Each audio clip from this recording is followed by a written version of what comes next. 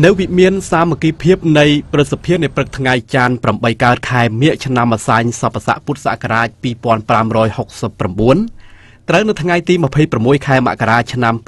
2026នេះបន្ទាប់ពីបានជួបជាមួយនឹងឯកឧត្តមអគ្គរដ្ឋទូតឡាវប្រចាំនៅកម្ពុជារួចហើយនោះសម្ដេចអគ្គមហាសេនាបតីតេជោហ៊ុនសែនប្រធានព្រឹទ្ធសភានៃព្រះរាជាណាចក្រកម្ពុជាក៏បានបន្តអនុញ្ញាតឲ្យឯកឧត្តមសាន់តូដាម៉ូសម៉ាតូឯកអគ្គរដ្ឋទូតនៃសាធារណរដ្ឋឥណ្ឌូនេស៊ីប្រចាំនៅកម្ពុជាចូលជួបសម្ដែងការគូសំនិងជម្រាបលាបន្ទាប់ពីឯកឧត្តមបានចប់បេសកកម្មការទូតនៅកម្ពុជាយោងតាមឯកឧត្តមជាធិរិទ្ធអ្នកនាំពាក្យព្រឹទ្ធសភាបានឲ្យដឹងនៅក្រោយជំនួបថានៅក្នុងជំនួបនេះសម្ដេចតេជោហ៊ុនសែនប្រធានព្រឹទ្ធសភាបានសម្ដែងនឹងការស្វាគមន៍ចំពោះវត្តមានរបស់ឯកឧត្តមនិងសហការីហើយក៏រីករាយដែលបានជួបឯកឧត្តមសាជាថ្មី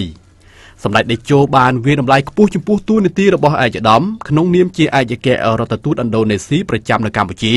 ដែលឯកឧត្តមបានខិតខំប្រឹងប្រែងយ៉ាងខ្លាំងក្នុងការពូនជ្រុំនៅទំនាក់ទំនងរវាងកម្ពុជានិងឥណ្ឌូនេស៊ីឲ្យមានការរីកចម្រើនជាពិសេសសម្ដេចតេជោក៏បានឆ្លៀតអរគុណជាពលិកចំពោះការរៀបចំនៅដំណើរទស្សនកិច្ចរបស់សម្ដេចកាលពីខែឧសភាកន្លងទៅប្រកបដោយភាពជោគជ័យហើយការស្វាគមន៍ចំពោះឯកឧត្តមប្រធានាធិបតីឥណ្ឌូនេស៊ីចំពោះសម្ដេចយ៉ាងកក់ក្ដៅដោយសម្ដេចសូមវាយតម្លៃខ្ពស់ចំពោះការរៀបចំនាពេលនោះในឱកាសនោះផងដែរឯកឧត្តមអគ្គរដ្ឋទូតឥណ្ឌូនេស៊ីបានសម្ដែងនឹងការអរគុណចំពោះសម្ដេចតេជោដែលបានផ្ដល់ឱកាសដ៏មានតម្លៃអនុញ្ញាតឲ្យឯកឧត្តមនិងសហការីបានចូលជួបសម្ដែងការគូសំនិងជម្រាបលានៅពេលនេះឯកឧត្តមក៏បានវាយតម្លៃខ្ពស់ចំពោះកិច្ចសហប្រតិបត្តិការរវាងប្រទេសទាំងពីរគឺមានការរីកចម្រើនស្ទើរគ្រប់វិស័យហើយឯកឧត្តមក៏បានបញ្ជាក់ថាក្នុងពេលដែលឯកឧត្តមបំពេញបេសកកម្មការទូតនៅក្នុងព្រះរាជាណាចក្រកម្ពុជាឯកឧត្តមបានខិតខំប្រឹងប្រែងក្នុងការស្ដារនិងរៀបចំនៅទំនាក់ទំនងរវាងកម្ពុជានិងឥណ្ឌូនេស៊ីឲ្យកាន់តែមានភាពរឹងមាំបន្ថែមទៀតជាពិសេសឯកឧត្តមបានវាយតម្លៃខ្ពស់ចំពោះការផ្លាស់ប្តូរទស្សនកិច្ចរវាងថ្នាក់ដឹកនាំនៃប្រទេសទាំងពីរទៅវិញទៅមកជាបន្តបន្ទាប់ឯកឧត្តមក៏បានបញ្ជាក់ថាឯកឧត្តមបានរៀបចំនៅដំណើរទស្សនកិច្ចរបស់ប្រធានាធិបតីឥណ្ឌូនេស៊ីឯកឧត្តមប្រាបូវូអញ្ជើញមកទស្សនកិច្ចនៅកម្ពុជាដែលជាផ្នែកមួយដ៏សំខាន់ក្នុងការញ៉ាំងឲ្យទំនាក់ទំនងរវាងប្រទេសទាំងពីរមានការរីកចម្រើនហើយឯកឧត្តមក៏បានរៀបចំនៅដំណើរទស្សនកិច្ចរបស់សម្ដេចតេជោ